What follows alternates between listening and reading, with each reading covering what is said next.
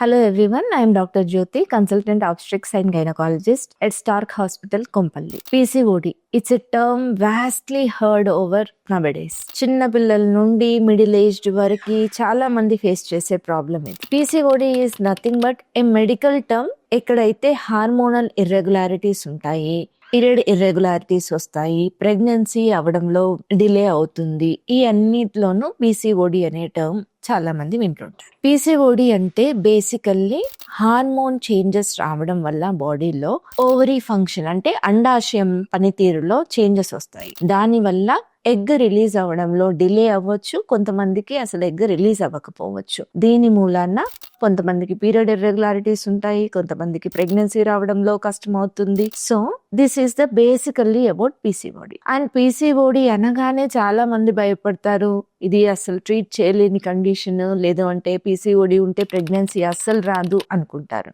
This all is a misconception. PCOD can be treatable with various methods. First thing, PCOD ఉందా లేదా అని తెలుసుకోవడం.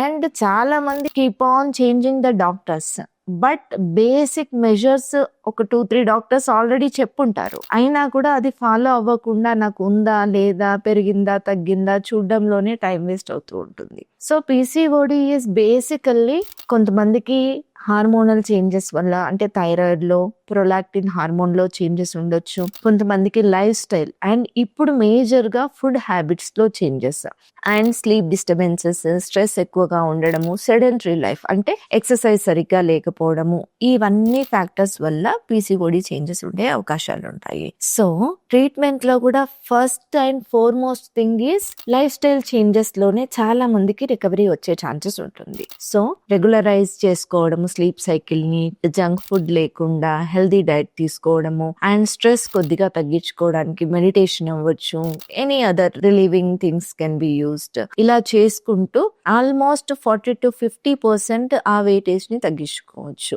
Remaining మనకి ఇవి చేసిన తర్వాత కూడా కొంతమందికి సెట్ అవ్వకపోవచ్చు, ఎందుకంటే కొంతమందికి జెనెటిక్ ఫ్యాక్టర్స్ కూడా ఇన్వాల్వ్ అయి ఉండొచ్చు. వాళ్ళలో కొద్దిగా హార్మోనల్ మెడికేషన్స్ ఇచ్చి కంట్రోల్ చేసుకునే ఛాన్సెస్ ఉంటుంది.